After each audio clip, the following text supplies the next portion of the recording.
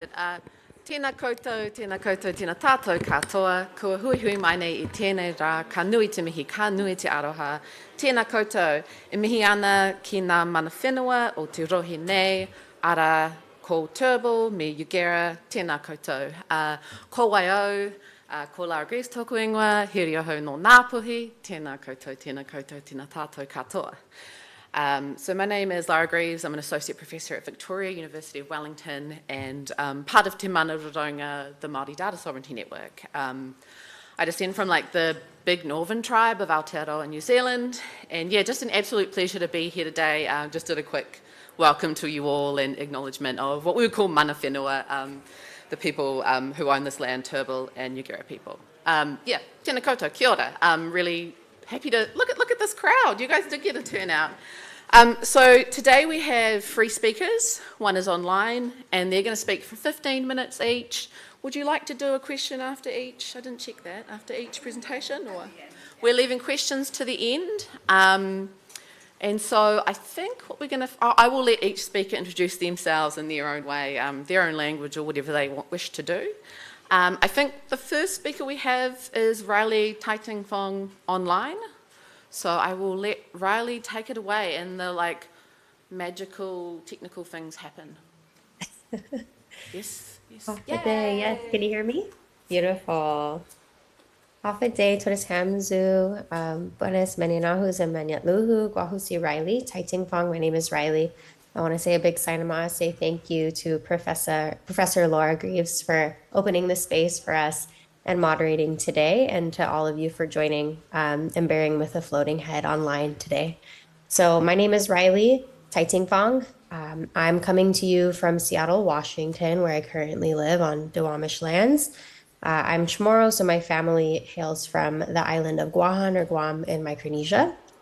And I'm currently a postdoc with the Native Nations Institute out of University of Arizona, and also co-director for the newly founded Indigenous Data Alliance. So today I'm going to be talking to you about the CARE principles for Indigenous data governance and also the CARE data maturity model. So I will just jump in, and I'm going to get my timer going so that I keep myself on track. So I'm going to start with some brief background, just some kind of foundation setting vocabulary for Indigenous data sovereignty. Then, as I mentioned, I will talk about the CARE principles for Indigenous data governance, and then some tools and examples in practice through the CARE data maturity model. So let's jump in. So first, when we're talking about Indigenous data sovereignty, we always like to acknowledge that Indigenous peoples have always been data experts. These are just a couple of examples of physical mechanisms Indigenous peoples have used since time immemorial to store, transmit, preserve information or data. On the top, this is Pahu Mana Mana o Umi, which is a giant stellar rock instrument on the top of Mauna Loa on Mokuo Keawe, or the Big Island of Hawaii. In the bottom left, this comes from the region of Oceania where my peoples are from. This is a Marshallese stick chart. So this is something that was used by voyagers to record swells and wave patterns, islands and atolls, and something that was committed to memory and used as a pedagogical tool to teach other voyagers about wayfinding techniques. And then in the bottom right, this is a Lakota winter count. So this is something that is used as a kind of pictorial record of important events in history. And so just as Indigenous peoples have always had physical as well as oral mechanisms for storing their data, so too do we have mechanisms for doing so when data are digital, right? And just as we always have stewarded our data, the way that we share, preserve, protect these information come with certain protocols for how we share. And when we talk about Indigenous data sovereignty today, that's really what we're talking about, is taking those principles for the care for our knowledges and translating them wherever our data live. I think it's also important to put a finer point on kind of what are Indigenous data. So when we talk about Indigenous data, this refers to data, information, knowledges in any format that impact Indigenous peoples, nations, communities, both at collective and individual levels. So Indigenous data include data about our non-human relations, land, water, geology, and more. Also data about Indigenous peoples as individuals. This could be legal, social, corporate data, administrative data, and more. And then, of course, data about us as collectives. So data about or from Indigenous peoples, including our traditional and cultural information, our languages, our Indigenous data, knowledge systems, and more.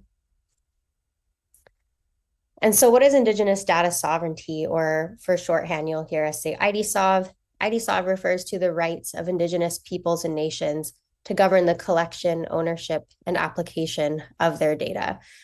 This derives from Indigenous peoples' inherent rights to determine the use of their lands and resources, so data being a resource. This also affirms that knowledge belongs to the collective and is fundamental to who we are as peoples, and has its, as I said, foundations in the protocols we've always had for caring for information. And then finally, IDSov can also be positioned within a human rights framework and invokes various court treaties, cases, and other forms of legal and extra-legal recognition. Okay, and then we also hear us refer to Indigenous Data Governance, or IDGov. This really refers to the mechanisms that are used to uphold Indigenous data sovereignty. So the different sort of procedures, policies, and infrastructures that we have for enacting IDSov. So this really comes down to taking those Indigenous ways of knowing and doing and embedding them into all of the ecosystems and places that data live.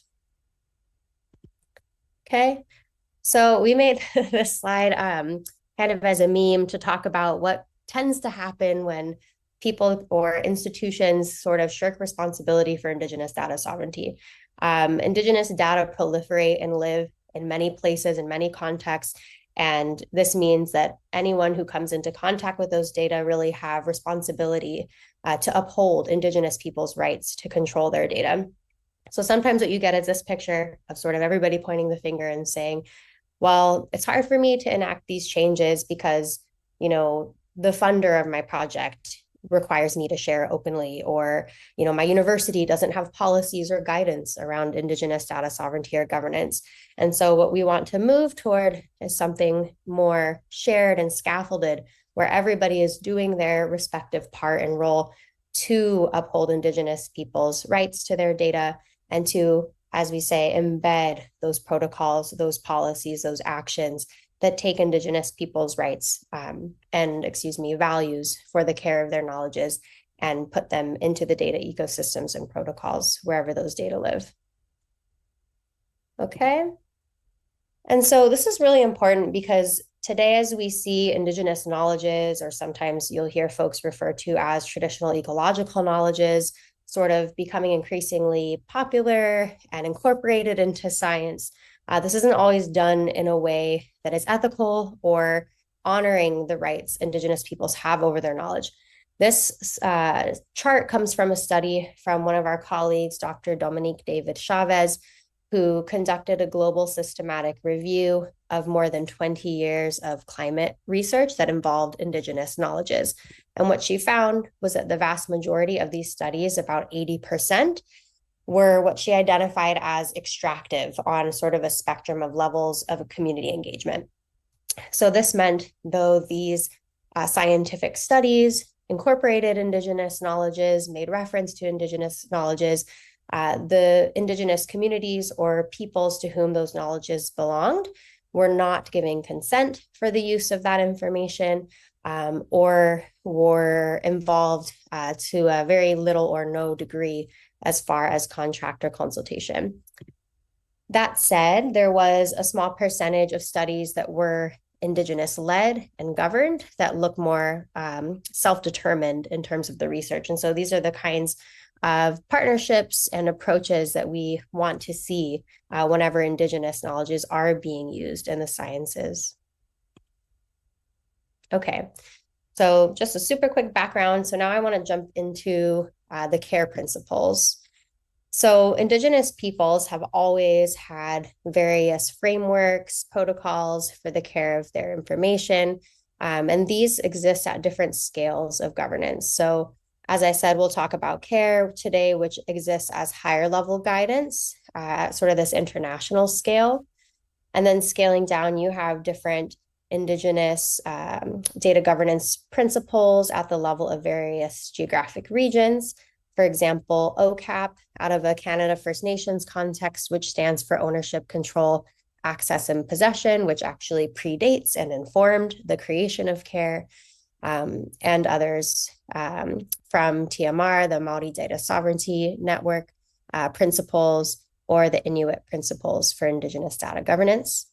And then at a more even granular level, you have protocols, principles, codes, laws at the level of specific Indigenous tribes, communities, iwi, etc. And so I really want to drive this point home. Whenever we're talking about care, it's very important to recognize that care as that sort of high level international scale framework must inevitably point you home to the specific protocols of the Indigenous peoples, communities, tribes to whom the data relate. So if you're somebody who is in Turtle Island in the United States, where I live, and you're engaging Indigenous peoples' data, care can take you only so far. It's also very important to be engaging with the frameworks, laws, protocols, policies of the specific tribes with whom you're working.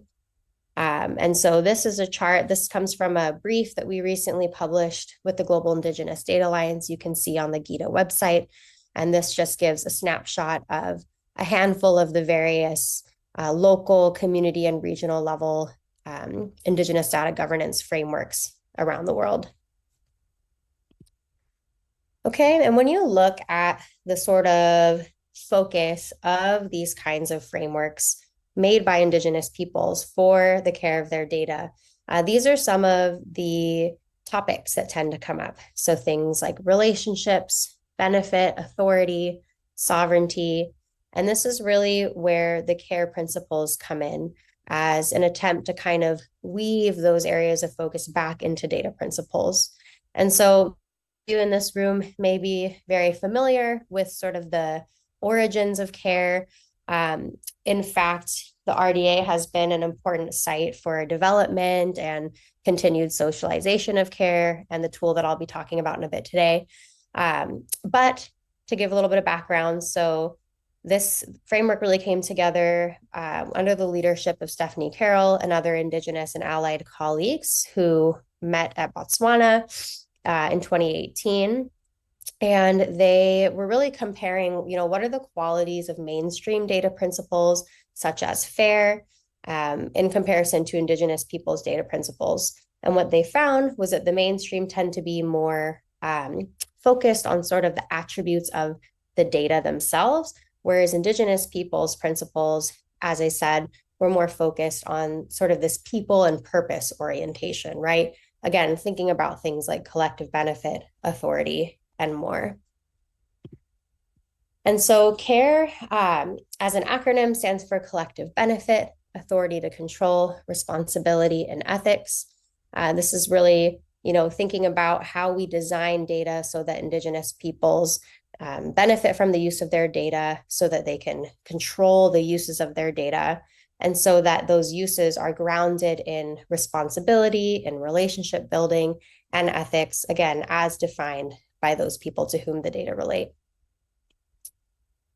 It's also important to recognize that CARE was developed specifically to be complementary with FAIR. So we often say be fair and care, and that, this idea that FAIR is open and CARE is closed is really not the case.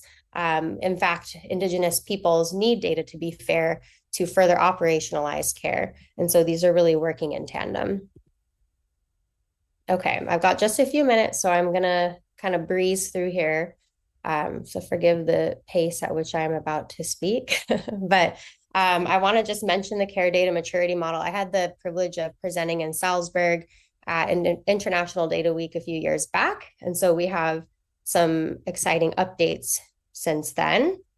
But essentially what we've been doing over the past about 2.5 years is developing an assessment tool for CARE. And we've really been able to follow the fair data maturity model process and sort of adapt it to think about what can we provide as a tool to point people to how, they might assess the implementation of care in their different data contexts. And so we've been developing, I think it's about 130 indicators so far in total. These will also come with priorities and guidelines when the eventual tool is published. We've had a variety of different fora for feedback, again, including RDA. So thank you to those who've been a part of this team. And kind of key takeaways we've had is about really instilling strong language with respect to Indigenous authority. And something we've done in developing the indicators is broken them out by different end user or data actor from individuals, institutions, repositories, and funders. And I'll show you a few examples of the indicators and sort of examples in practice, and then I'll wrap up. So similar to the fair data maturity model, the indicators point to specific actions that begin to operationalize that higher, sort of more abstract care principle. So for example, under A1, authority to control, one thing we're thinking about in indicators is operationalizing the recognition of IDSov essentially through having public-facing statements such as the local context institutional notices.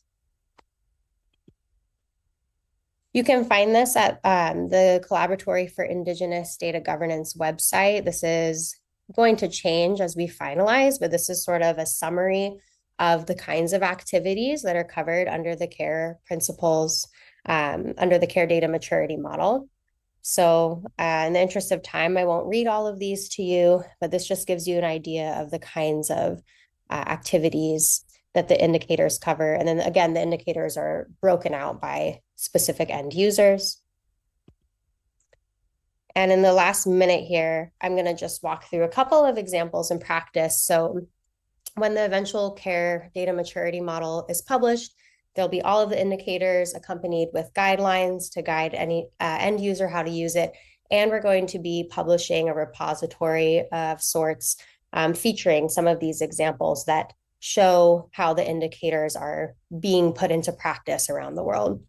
So one thing that we'll be thinking about is benefit sharing models. So this comes from Variant Bio. This is their benefit sharing pledge.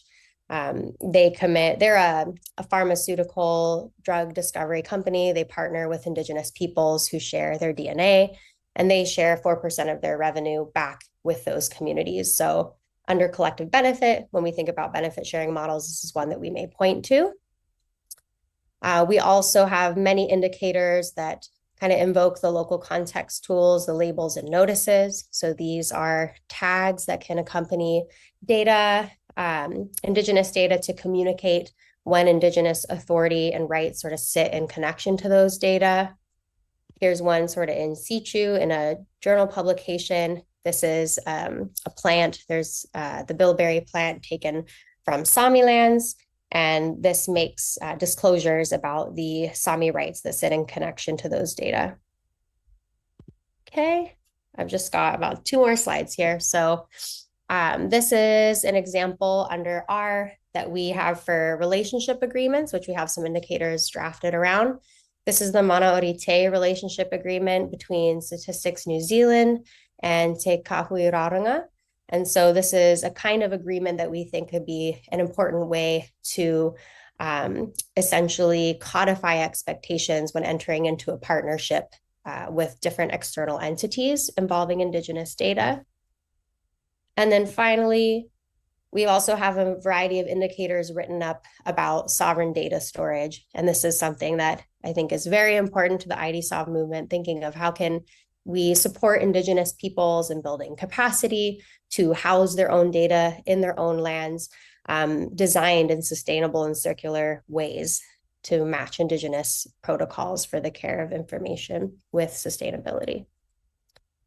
Okay, so I'm going to wrap up here. And I also want to plug that we are having in the US, for anyone interested, a summit coming in April. Our call for abstracts is open right now until October 30th. So we invite you to join us April 14th to 17th in Tucson. Okay, I'll close there and say a big sign of Maase. Thank you for your time.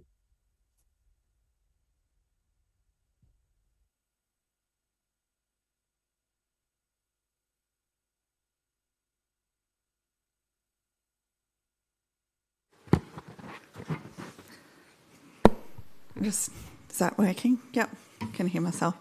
I'm just going to start my slides.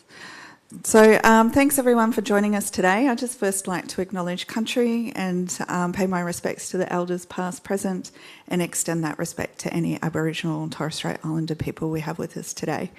I'm just going to talk a little about some work that we've been doing in the modelling space, just looking at the modelling process and how we could actually embed the care principles within environmental and ecological modelling.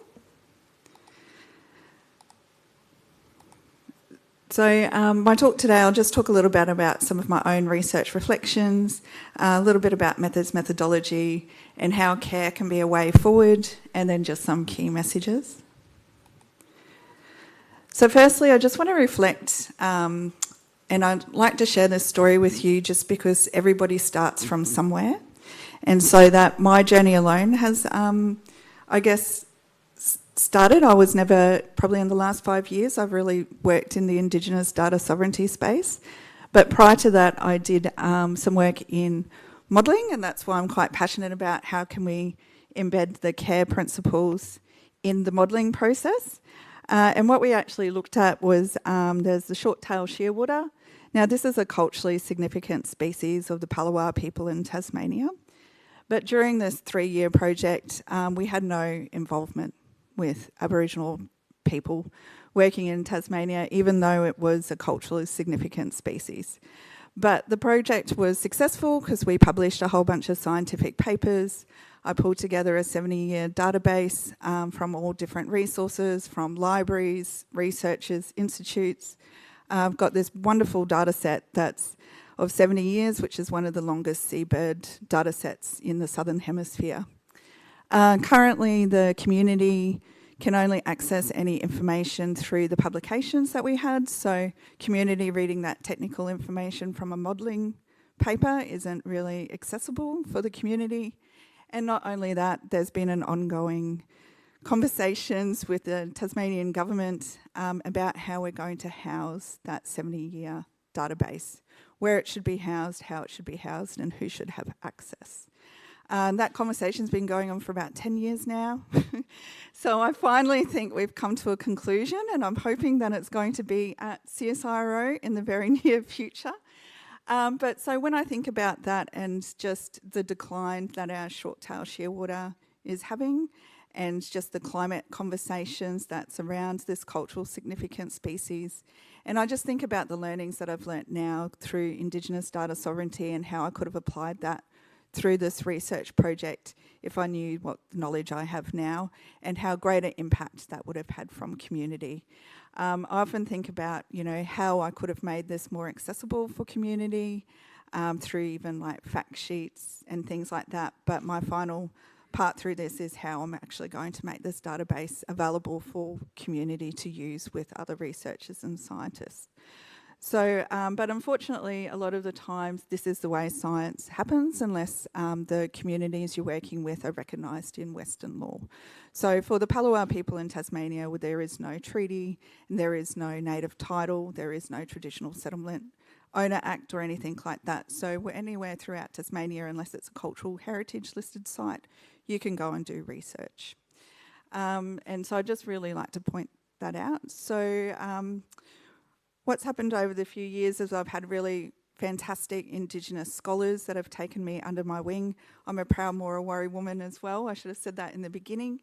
But through all this research, only Western methods were used as well. So there was no other Aboriginal scholars involved in this project. And so as a early career researcher, I didn't know really what I was doing or how to incorporate Indigenous knowledge or knowledge systems. So as Riley pointed out, our connections, and this is where I guess throughout that research project I really wanted to know more and more about how to incorporate my own worldview and my family's worldview within research. And so when we think about data, it's actually more than just about data being statistics. And as Riley pointed out, Indigenous people have been observing and recording environmental data for thousands of years, but yet most of the data that's being collected about us or our people or our lands is by other researchers, not Indigenous researchers, and it's often held within government institutes. And a lot of the time what we refer this to as well is that it's an Indigenous data paradox. So we actually have plenty of data out there about us, and we have plenty of data there that's not accessible to us as well.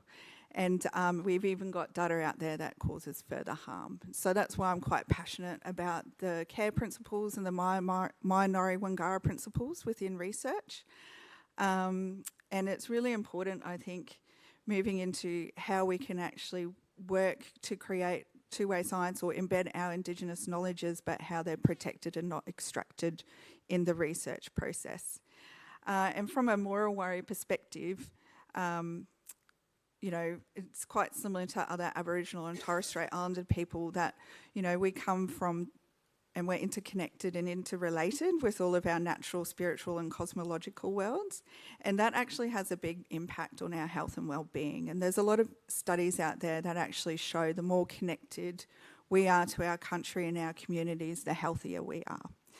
And so when you're thinking about the short-tail shearwater and the connections that the Palawa people have there, their song lines or their traditional dances, if that bird was to become extinct, would have a long-lasting impact on their health and their stories that they actually tell. So it's really important that when we're working with researchers to actually consider what's important for the Indigenous people that you're working on with their lands. So one of the big learnings that I had, is that moving? No. Is that moving? No. I don't know what's happened. Okay, well, so one of the big learnings that I had, and this is from one of my mentors, Maggie Walter, and what I really thought about through science and now is just the differences between methods and methodology. So a lot of people think that methods and methodology are the same, and a lot of people use this term interchangeably. But the method is the framework from how research is designed and created to inform the research process. And this is underpinned by the social positioning of that researcher. So social positioning relates to race, class, gender, and social and cultural space in which that research occupies. And then when it comes back to the methodology, when we think about the social positioning of the researcher, they're also the persons that are deciding what knowledge is gathered, and if there is more than one set of knowledge, which knowledge is prioritised. So if we look at the short-tail shearwater, throughout that research project, Western knowledge systems were prioritised and Indigenous knowledge systems weren't thought about, even though it was a cultural significant species. And it's really important to consider this in the research space because, as I mentioned before, Indigenous people are more often studied and not the research and not the researchers. So there's that difference in power dynamics as well. And it's important to understand that so we have more fair and equitable research, which has not only supports Indigenous communities, but how do we empower the communities so that they're self-determining to make decisions about country, cultural significant species, and how do we include them in the research conversation. But there's just a really quick little bit up there about the knower. So if you put it in the terms of the researcher as the knower, and often Indigenous people are the objects or Indigenous people's country. So you can see even just from that context that the social positioning isn't the same, and that's where that power imbalance comes from. So that leads me to a little bit about the nature of data. So if you think about the methodology that's used in the social positioning of researchers, so you could actually say that data are relational, and what we mean by that is data is never neutral or purely scientific. Data is shaped by the interactions between people and the natural world, by the motivations, tools and worldviews of those collecting and analysing them. Because of this, data is also shaped by the power relations that I was mentioning, and whoever controls how the data are collected, stored and interpreted also controls how that data story is told. So when we're thinking about modelling or we're working on country, it's really important to consider what Indigenous worldviews might look like. So what a healthy country looks like to Indigenous people may be completely different to what a healthy country looks like for non-Indigenous people. And what else? Yeah, and so that's what we've really got to consider here. And then the other part, I guess, particularly for modelling, is that we've got lots of different data sets. We're often using secondary data.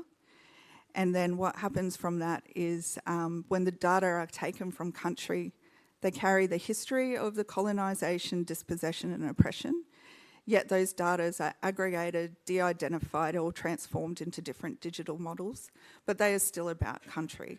And we are still connected to that data. And what we need to do is recognise the rights and responsibilities so that we can enable Indigenous governance. And by enabling Indigenous governance with Indigenous people to make decisions about their data, that empowers us, but it also makes the decision to make sure the data is being collected, meets our needs, priorities and worldviews, and also having decisions around how that data is used to combat what Riley talked about before around the extractive nature of a lot of the climate data that's happening out there at the moment. So a path forward is the CARE principles, and as Riley mentioned before, we see the FAIR and CARE together quite a lot, but the FAIR principles aren't enough, and they don't take into consideration the historical conditions associated with the collection of Indigenous data.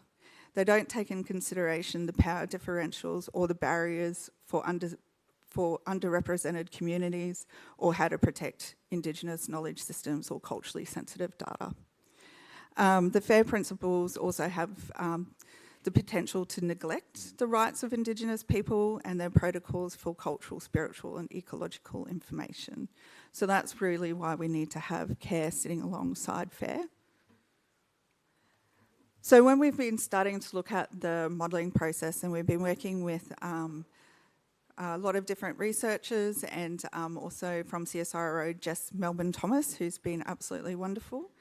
And so when we start looking at collective benefit, you know, we want to be partnering with Indigenous communities or people where that modelling is going to relate, because we want to understand what areas may be culturally significant, what areas have got culturally significant species, and can we actually include those questions or species within the modelling process. And you're not going to be able to do that unless you've formed a partner or relationship with those communities. Again, centering that Indigenous worldview. And then when we look at the authority to control, it's also about sharing that data in a culturally appropriate way. So having that data represented in a scientific model or having that data on the BOM where you can go and download it, that's not necessarily empowering for communities, because we've also got to look at the capability building there within our Indigenous populations. And at the moment, there's been a few conversations happening around data poverty within our Indigenous communities, and that's a global factor at the moment. And through that authority to control, an easy way, which Riley touched on before as well, was how can we incorporate Indigenous governance processes through metadata? So we can have the different types of TK labels, or how can we actually relate that back to the province or permissions of that community, or where does that data relate to? When we work through responsibility, we're looking at, you know, here again is that capability building piece. How can we support that Indigenous workforce when we're working with the communities? Can we support community researchers? Can we bring them in early to discuss what parts should be modelled or shouldn't be modelled? How can we use that data going forward? We've got secondary data, and I've heard this before, where researchers have said, oh, we've got secondary data from communities, but they haven't gone back and sought free, prior informed consent again from those communities, or got those communities again involved, because sometimes modellers are quite disconnected from where that comes from. And I've got 2 minutes. Ethics. You know, it's everybody's responsibility that's doing science to do ethical research, and it's even important for communities and Indigenous communities because, as I was saying before, with the data poverty conversations that we've been having, like, we need to be able to go back to the communities and work with those communities to fill that technical gap at the moment. And when I was in Southeast Asia earlier on this year, I was doing an air quality project, and that disparity was heartbreaking to see going into the Hmong villages and also seeing how marginalised other Indigenous communities there are in the world. And if those communities aren't at the table to have a conversation about air quality, then I think we've failed as scientists, because the protocols that were being developed to support healthy air, those communities were already singled out from the research because the protocols that they developed were around having airtight or airtighter houses than what the communities had. But a lot of those communities didn't have doors or windows. So how can you actually have equitable science if those communities weren't involved in the research design for the beginning? So they're just things to think about when we're doing ethical research, and this is why it's important to have Indigenous voices at the start of your research projects, at the start of your applying for funding, so that you can actually answer the right questions for those communities and support those communities. That brings me back to the metadata. So there's some great resources that you can have a look at, which is the Indigenous Data Metadata Bundle, and then also the IEEE recommendations for the province of Indigenous peoples. That just got final approval, so that should be coming out on their website shortly. I think all researchers working in the modelling space should definitely have a look at that and look at how they can incorporate that in the research going forward. Some of the other things that you can look at, as Riley mentioned before, was the local context labels and embedding those. And then some of the key messages, as I was saying before, building respectful and reciprocal relationships, ensuring collective benefit. So not only the cultural significant species in the modelling, but is your research question actually going to benefit that community, or how can you include a benefit for that community going forward? Making sure that you uphold your pre-fire informed consent, and then again, acting ethically within your research and returning those outputs back to community. And then just leave you with this sort of thing. I think care is not a barrier. A lot of people come to me and say, oh, it's just another governance thing, or this is a barrier. And there's a lot of different things. But even for me as a researcher, after seeing what I saw and how that research project was designed within air quality, care is definitely essential in science at the moment. And I think everybody needs to be making way for the consideration of Indigenous people, because we have that ethical responsibility for those communities that are so marginalised or haven't got that capability to do it themselves.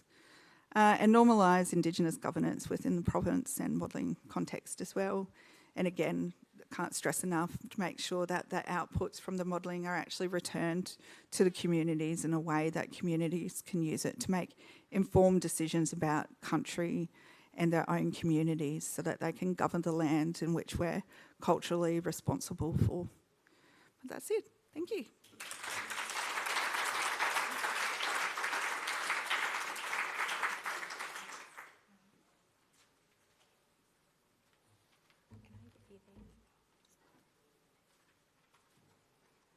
Thanks, Cass and Riley. Gullangal Jali, everyone. My name is Rose Barrowcliffe. I am Bachelor of the Wanamata clan, and I'm a postdoctoral research fellow at Macquarie University's Centre of Critical Indigenous Studies. My area of research is, primarily archives is where I've come from. I study archival theory and how Indigenous rights and representation is enacted through archives. And that kind of broadened out to collecting institutions.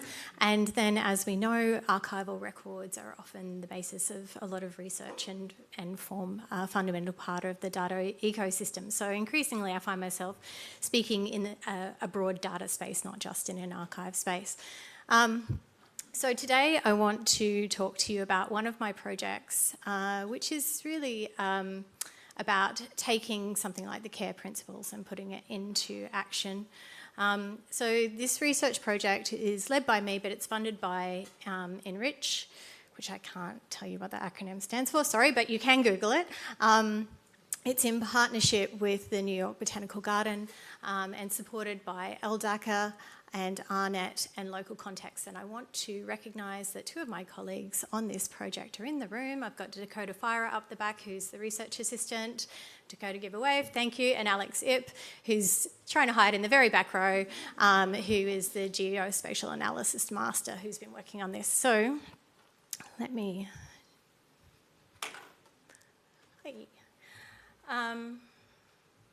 Okay, so Riley went through a bit of a background or explanation about Indigenous data sovereignty, which is very much what my research is grounded in and very much what this particular project is based on, the fundamentals of Indigenous data sovereignty.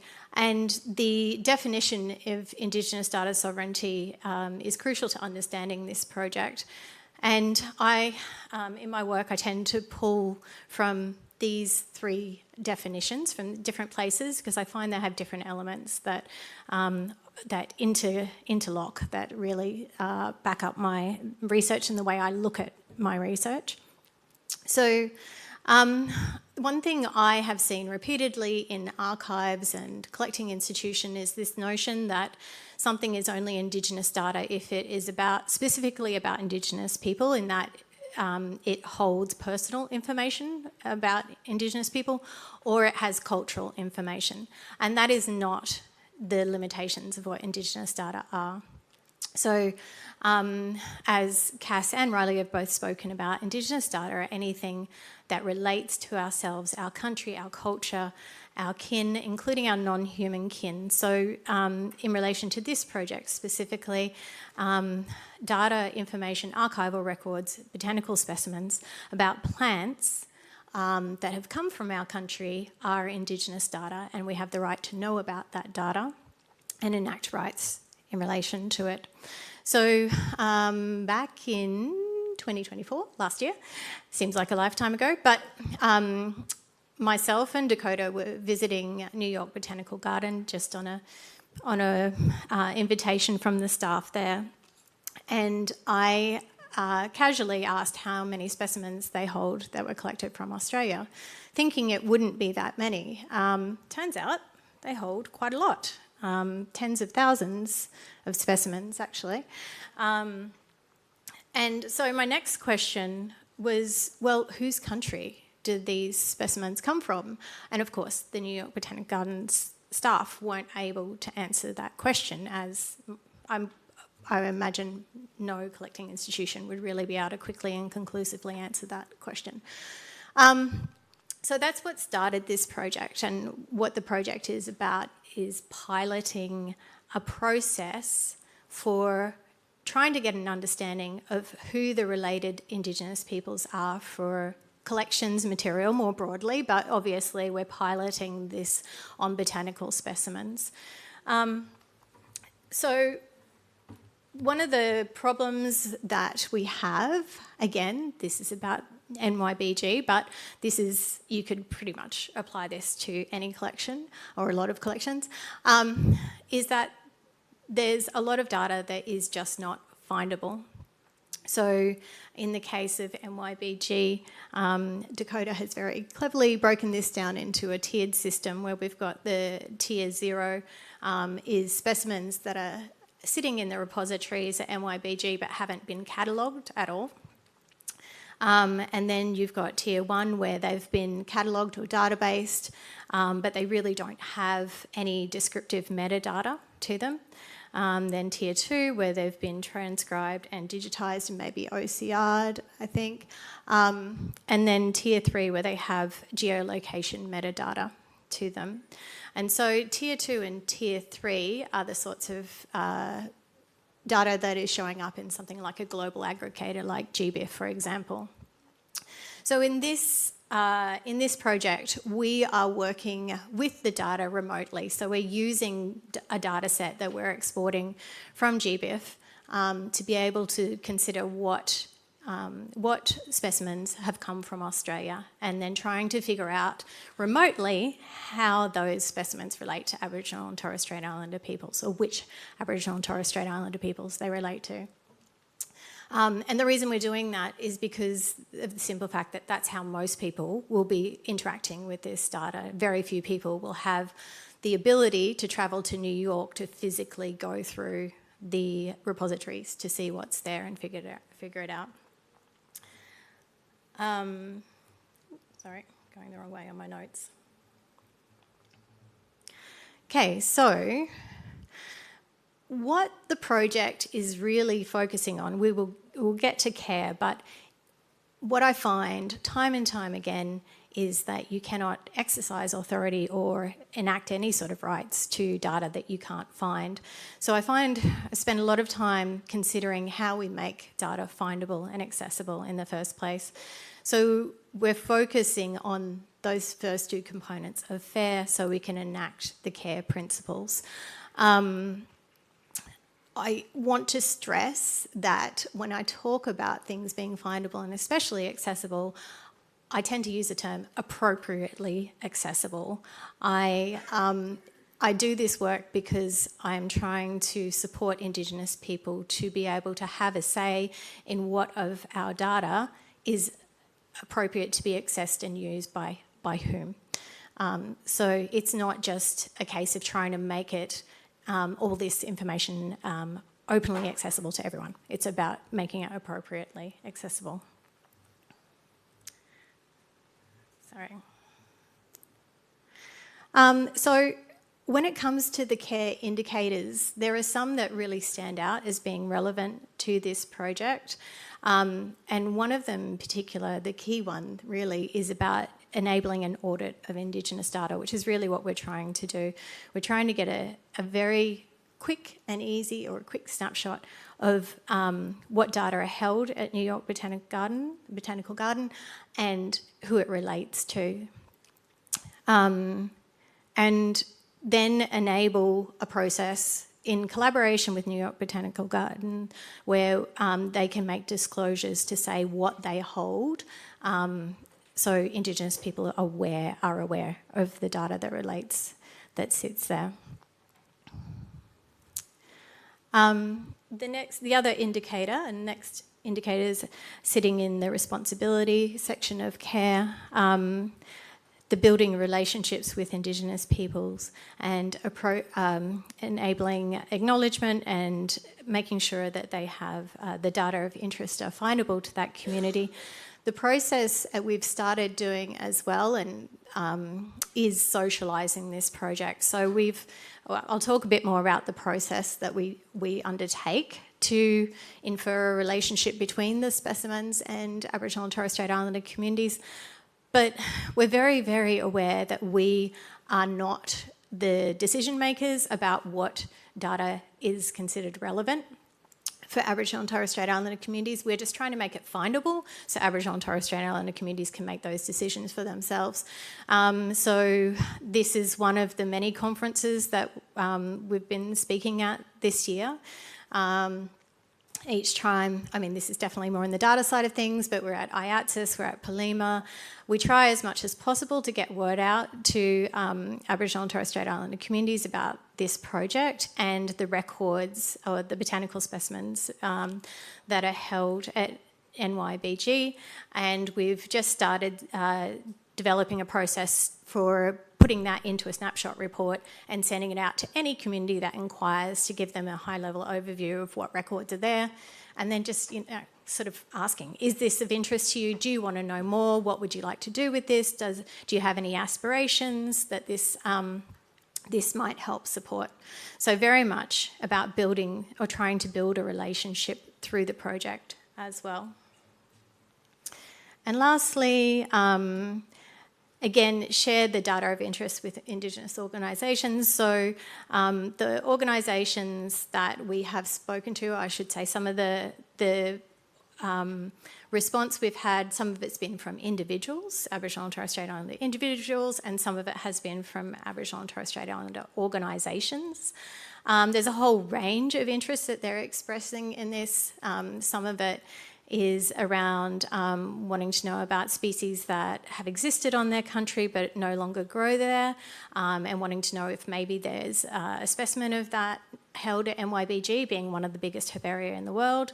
Some of it's about language, some of it's about wanting data to help with ranger programs or caring for country. There's a whole range of things. So again, we're just trying to make it findable. Then we try to get an idea of what the aspirations or how it might align with the aspirations of Aboriginal and Torres Strait Islander people and communities, and then we're just the conduit. So that's how we see it. Okay, so how are we doing this? So we conceived the project initially as kind of a two-step process. The first step is mapping the specimens to their collection points. And then the second step is overlaying data sets that identify Aboriginal and Torres Strait Islander lands, so that we can sort of infer, okay, if this specimen was collected in this place, and then we have a data set that says that this is Botswana country, then we can say, okay, there's a relationship. Thank you. There's a potential relationship between this specimen and the Botswana people. So as simple as that. What we found is that a lot of the specimens don't have geolocation metadata. A lot of them were collected before that was a normalised thing. So then we added in another step, and this is where Alex's brain power came into it, where we've been able to parse an additional, I think it's almost 3,500 out of the 11,000 records we had originally. We were able to parse an additional almost 3,500 records with geolocation metadata by looking at the locality remarks and using the Australian Place Name Gazetteer to sort of say, okay, we can sort of predict that this is falling within this general area, and this country relates to, or this area relates to these different Indigenous groups. So now we've got kind of a three-step process, if you will. The first two are about locating the collection point, and the second step is about then connecting that point to Aboriginal and Torres Strait Islander people. So the three main data sets we are using at the moment are native lands, which some of you may be familiar with. It's the red one up the top. It looks very similar to the Auslang map. If any of you are familiar with that, the IDSov map, most people will know. There are reasons for that. There's not a lot of clarity around how that was pulled together, but it is a starting point, but we definitely don't see that as the end point or the definitive authority on what Aboriginal and Torres Strait Islander lands belong to or are associated with who. But it was the easiest data set for us to just test this process with. So we've got that one. The next one, the grey one in the middle, is the Asher and Mosley glottography, which is a language data set. And you can see that there's a lot of land there that is not connected with any people. So obviously that one is only a solution in some areas or only helps in some areas. And the one down the bottom is the Native Title and Indigenous Land Use Agreement data set from the Native Title Tribunal. So the reason we use that one is not because native title is in any way seen as a definitive authority, and it's very problematic for any Aboriginal and Torres Strait Islander people in the room. You'll be well versed in the difficulties with native title. But what we were really looking for was a data set where Indigenous people themselves had asserted authority over an area of land, where in the top two, that is not what has happened. So while there's problems with native title, we wanted to use this just to at least honour the fact that this is a data set that's derived from Indigenous authority. So what we do is we then say that this collection point, so you can see all the orange dots on all the maps, those are the collection points for the specimens. This collection point sits in a location that has a relationship with this group according to Auslang, this group according to Asher and Mosley, this group according to the Native Title Tribunal. So again, we're not deciding, we're just giving references to the sources to make it more findable. So where we're trying to get to basically is a fourth tier where the specimens at MYBG have a geolocation, metadata, have been connected back to related Indigenous peoples and have had authority enacted. So we're really, really at the start of this process, and we're just kind of trying to throw it out there and socialise it and see what people think and spread the word about it. But if you would like to know more, you can scan the QR code or you can come and speak to me. But I just want to acknowledge that this is very much a collaborative process, and there's some of our contributors on the screen. Thank you.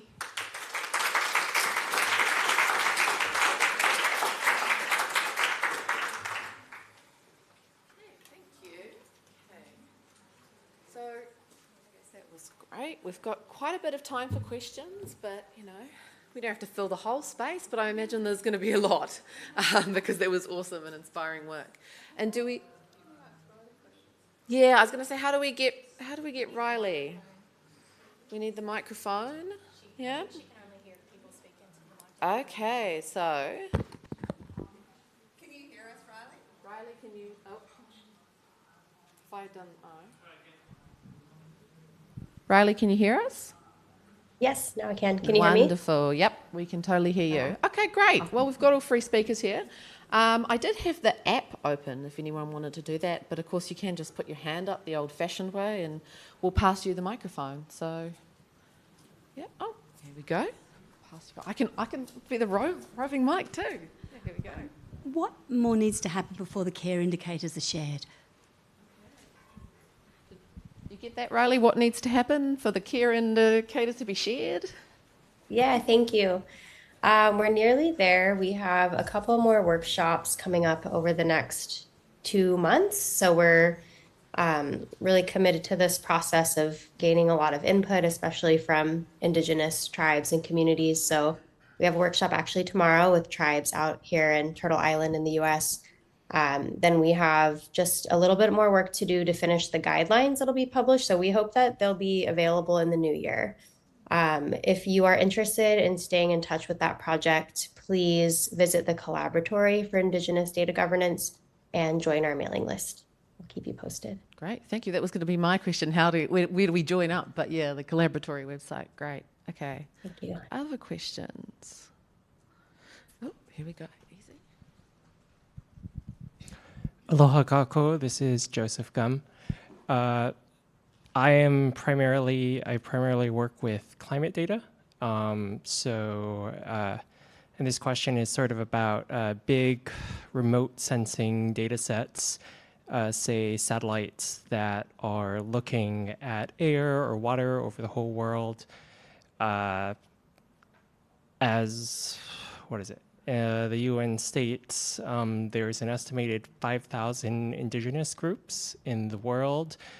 And this is a bit of a loaded question because I actually know the answer, but has there been more thought about how can we better match up these large data sets that may touch a lot of people, and it may just not be feasible right now to contact every group about air quality or about rainfall?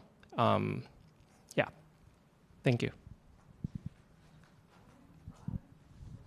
Yeah, would anyone like to tackle? Riley, would you like to have a go at that, or would either of you two like to? Yep. Okay, Riley, do you have anything? It's kind of hard when you can't quite see us. Yeah.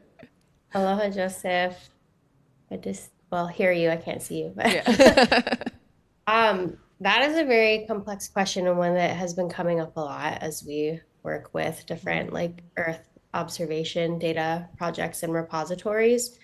I would love to work with you to hear what you have on your mind for this. I mean, there's so many layers of challenges here. You're thinking of like different jurisdictions and different, you know, within different nation states, different infrastructures with respect to data sharing. So I think you mentioned UNDRIP to get at that kind of like international recognition of IDSov, which I think can be invoked to talk about satellite data that might be like crossing some of these jurisdictions. But yeah, that's not something I'm super familiar with or expert in the conversation around satellite data. So would love to hear. I don't know if Cass, Rose have any comments, but yeah, it's a big one that's been coming up. I'll pass the mic. I think the US is probably a little bit more advanced in those conversations at the moment.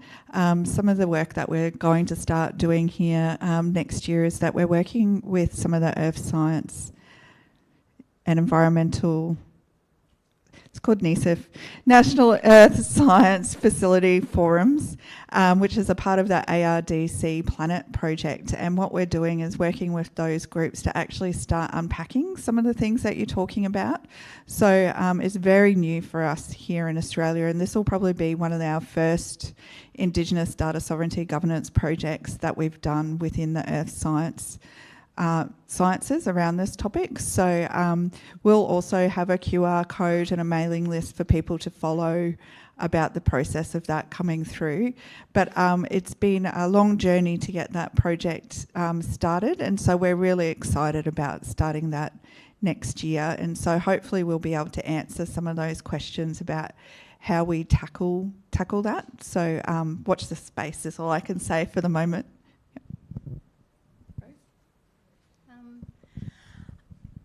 I mean, I don't have an answer, but I will say that often things get put in the too hard basket, and any work with Indigenous peoples gets put in the too hard basket, in my experience. So one of the challenges with Indigenous data for governance or Indigenous governance of data, particularly in the Australian context, is that our governance structures kind of need a lot of work within Indigenous communities, and that makes it hard to know who to contact. That's just within Australia, right? But then when you extrapolate that internationally, then there's so many different situations, and it makes it really, really hard. But I guess I would look at it as trying not to presuppose that it is going to be too hard, but making it available to people who do have the capacity, groups of people, group of Indigenous people, finding a way to make sure that they're aware of the work you're doing, and if they have the capacity to engage, then making that possible for them to do so. So I guess just having an open door policy in regards to letting them come to you.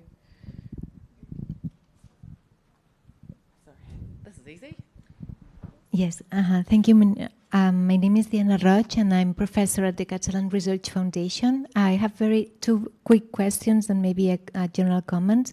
So for Riley, in the map of the regional principles, I didn't see anyone related to Latin America and to Africa. So I wonder if you could tell us a bit more about this, because I myself work with Indigenous languages and literatures in Latin America. So I was curious about what was this gap, in the case of Africa and Latin America.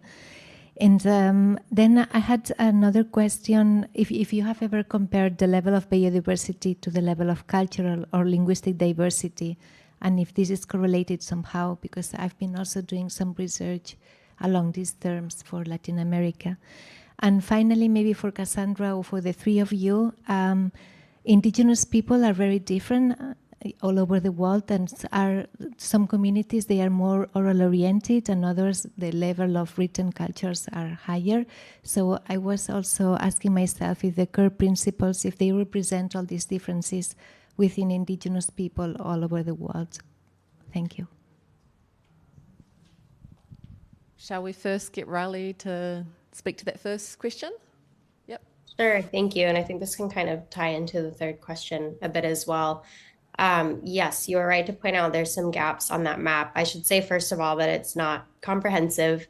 It's sort of built primarily from members of the Global Indigenous Data Alliance, so kind of nation, state, and tribal chapters that are members to GIDA, and the various frameworks and protocols that they have published. So that's why you see many coming out of Aotearoa in Australia, at least one from the US and Canada, and then GIDA Satmi.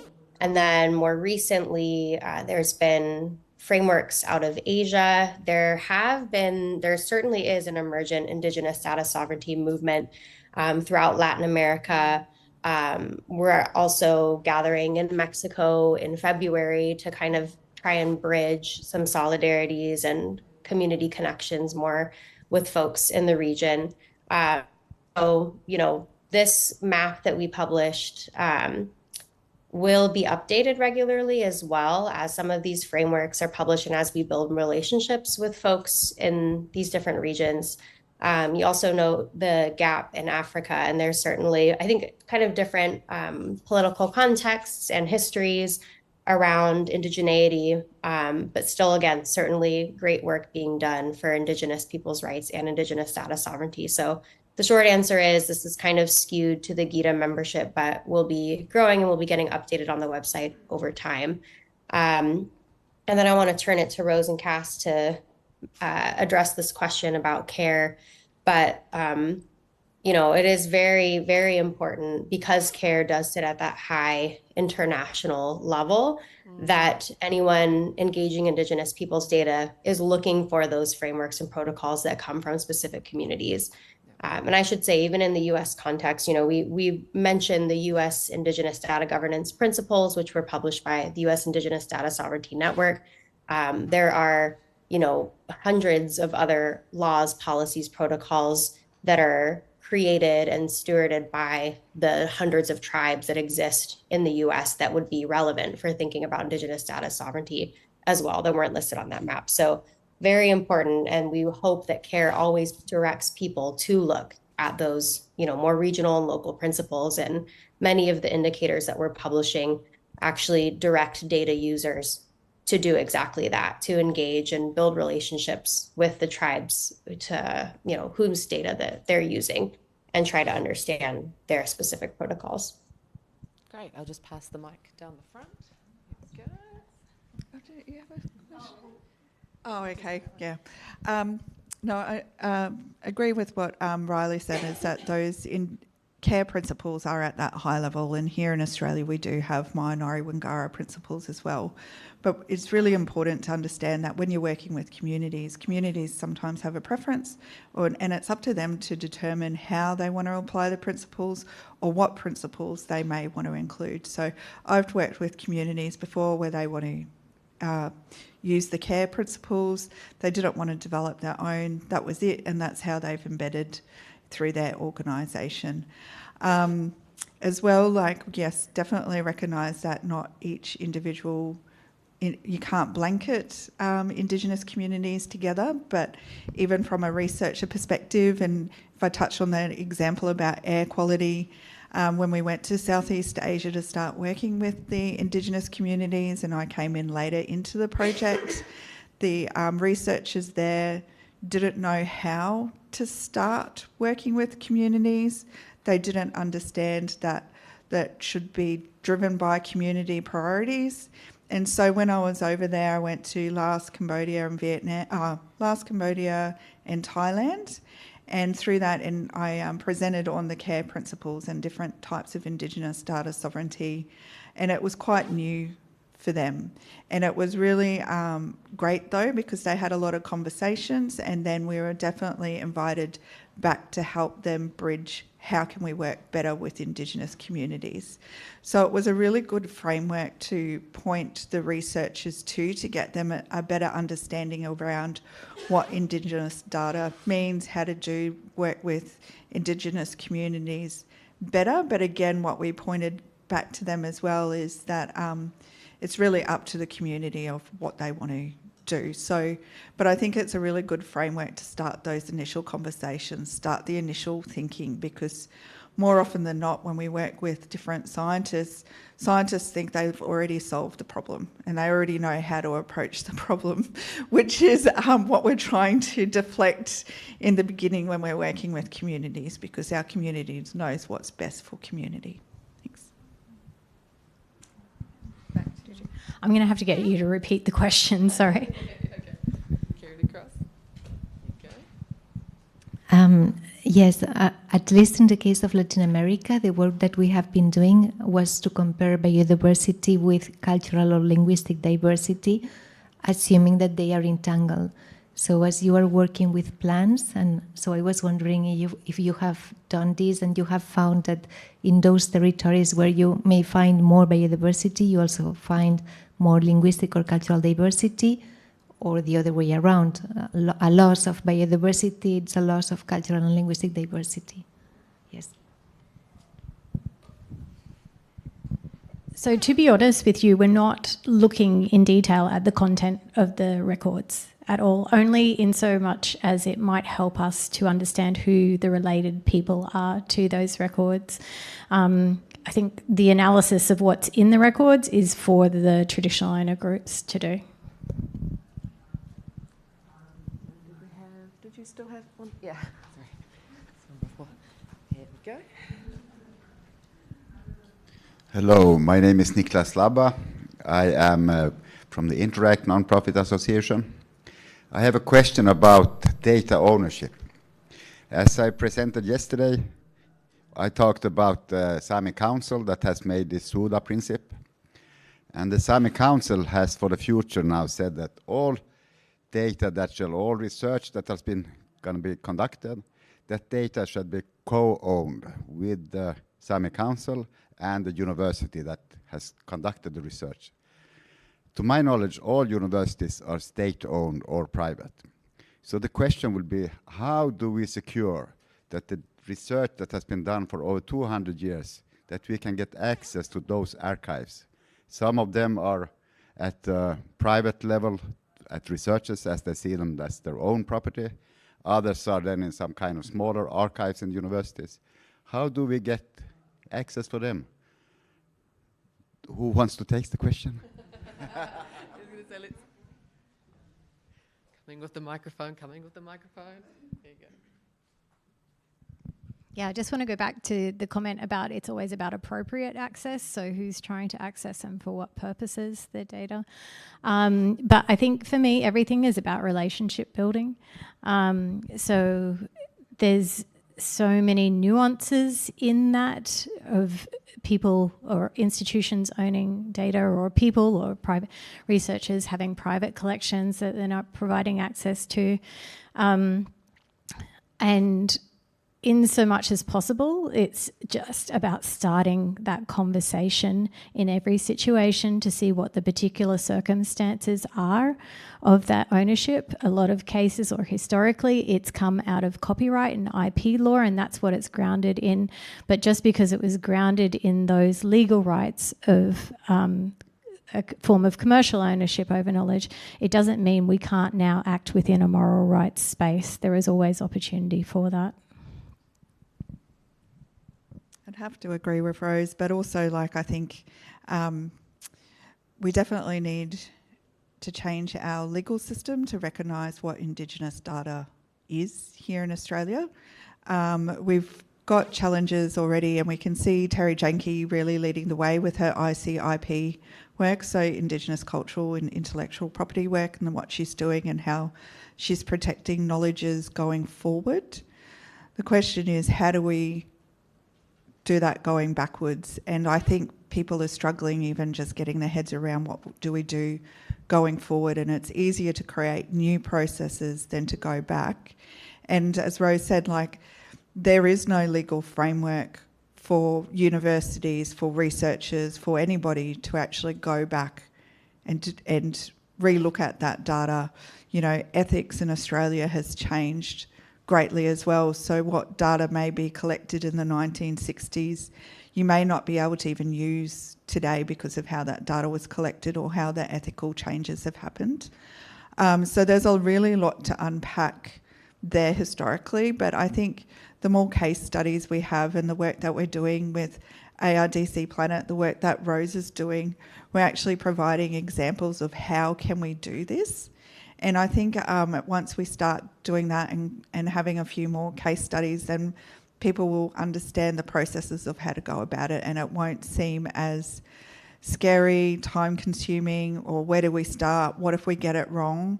A lot of people I speak to are terrified of getting it wrong, but I always like to bring it back to that we're all learning.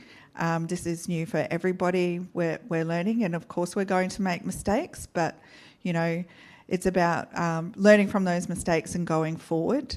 But yeah, I think that's a big challenge here in Australia, and we would really need laws changed. And even when we look at collection laws and copyright law, you know, or linguistics, you know, the linguist is the owner of that tape or that language tape. It's not the community that own that. So for that tape or that to be handed back to the community, or if it's been a plant that's been collected by, you know, a scientist or a collector, they own that collection, not the Indigenous community. So for that to happen and for that knowledge to be handed back to community, copyright laws need to change. I worked with my own family group with some linguist tapes, and we did have our copyright acknowledged, and we did have the family sign copyright back to the Barker family. But now we've got organisation and institutional challenges that they want to see. And you could imagine a big black Aboriginal family, now that grandfather Jimmy has passed away, that copyright law goes to all of his siblings and everything. So now that organisation is actually asking us for consent from all the copyright holders within our community. So imagine going and asking, you know, a couple of hundred people for consent and trying to find all of our relatives that copyright might belong to. So again, we've overcome one hurdle of copyright law to be faced with another. So it doesn't create that fair, accessible for communities. That's really interesting. Riley, do you have anything to add from your context on that question? No, I think those are fabulous responses. And I think, you know, Cass spoke earlier about Indigenous data audits, and that's something that we, you know, recommend in the care maturity model indicators is that one good place to start is, you know, those who hold Indigenous data, including departments within universities or researchers, just raising the visibility around what Indigenous data they hold. So as Cass and Rose have both mentioned, this involves, you know, having an understanding of that expanded definition of what includes Indigenous data. And there are tools like we've seen with the local context, institutional notices to make those kinds of, you know, broad public disclosures to say we hold Indigenous data and we're open to collaborate with those who are interested or to whom might relate to the data. And I've seen in the US context, different kind of environmental DNA and environmental data projects, you know, use those tools to make those disclosures and then build good relationships with tribes to actually return those data. So there's precedent for people, you know, changing practice around this challenge. So yeah.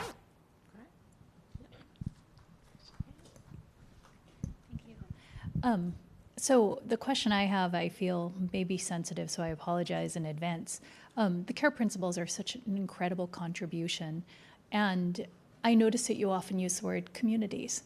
And there are communities that maybe outside of the Indigenous community that feel strong cultural, spiritual, geographic, historical connections to data. And the framework that's been developed with the care principles could be applied to other communities, especially those with minority voices who may not be in a position of power to affect that data ownership. So I wanted to hear from all of you about how you think about the care principles and if they can be extended outside of Indigenous communities. And if so, how then when you get to authority, do you manage potentially a council of communities that are looking to steward the same set of data? Yeah, interesting question, and I've heard some of us talk about that. So I don't know if we want to. Does anyone want to start? Does anyone want to kick off? Riley or Cass? Oh, Cass, yeah, cool. Don't want to always pick on Riley. Yeah, no, I'm like, pick on Riley. It's interesting because I just returned from the Netherlands, and we actually met with Dans and one of the universities over there about this, because they actually really love the care principles and they actually want to apply it to their data infrastructure. They've actually done a little consultation process with communities within the Netherlands, and some of those results did feel that by non-Indigenous people using those principles, it would water down, they used the term watering down, the purpose of the principles. And what they wanted to do was adapt the principles for their purpose, which I think is quite complementary while referencing the care principles. The other thing that's been happening as well is I think UNESCO have started to develop, or they might have already developed, open science protocols. I can't remember what it's called, but they were also based on the care principles. And during that consultation process as well, it was really respectful of people concerned that it would remove the importance from Indigenous people and the care principles of why it's been used. And so as we were talking definitely around about the gap of ethically managing data and how to do that appropriately without appropriating the care principles, I guess. So there's definitely a need for it, and I think it was really nice to see the guys in the Netherlands that have done that consultation, and talking with Simon from CoData around the consultation process for the open science, to hear how the communities are actually respectful of care, and that's where the place should be. But there's definitely a need for adapting those principles broader, I would say.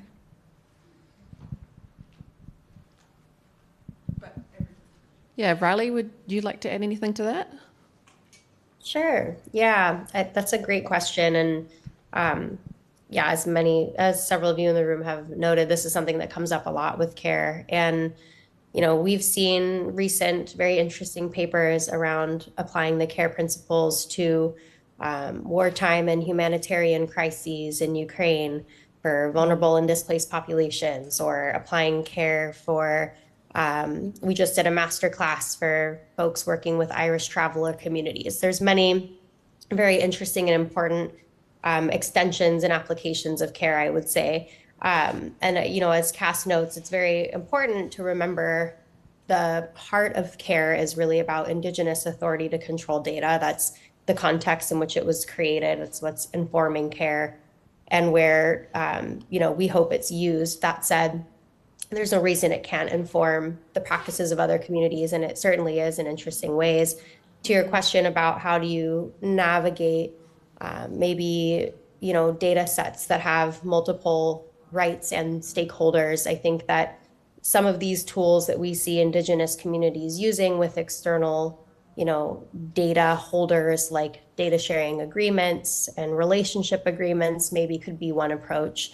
We're working on a bundle of Indigenous data governance resources that will include a number of these kinds of templates that can be adapted. So I would think that could be one way to, you know, as Rose and Cass have both really emphasized, like try to enter into that important relationship building work across some of those communities, so that if you had some kind of joint stewardship, you could kind of codify the expectations and agreements around that, and in a way that is, you know, prioritizing Indigenous authority all the while. Excellent. Okay. Yep, I think we'll have time for another question. Here we go.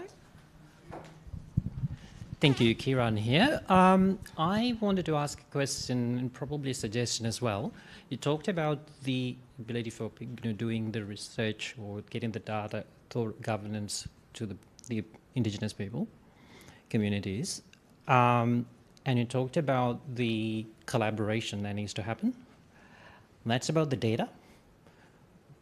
But then the next part of it, and I'm asking about the system that uses the data or allows the use of that data, is often, we see, is not collaboratively governed. Has there been any thought into that?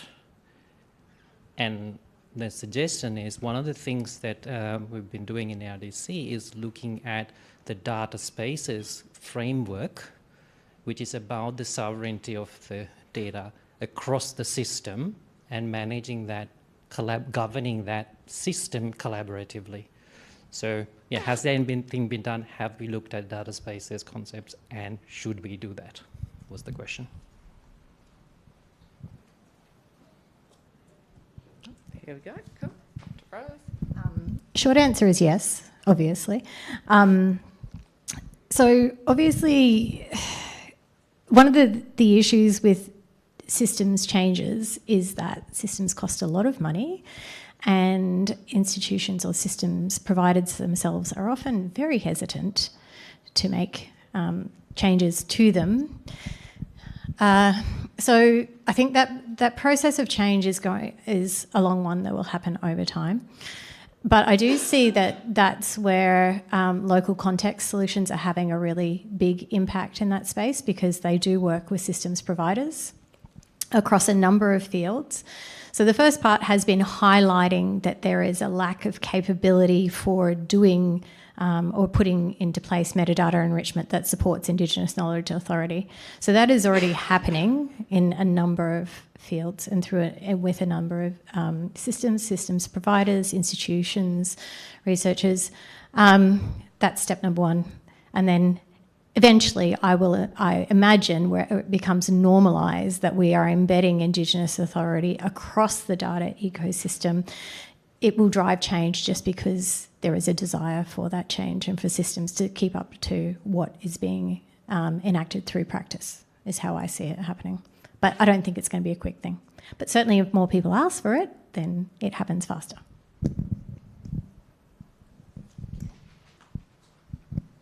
Okay, Riley, do you have any other comments on that one while I go and check the time? No. Okay. Well, we've got 2 minutes left, so maybe we finish 2 minutes early. Sorry, we're pretty much over, so I just thought we might as well finish. Oh, it tells me 30 seconds on there.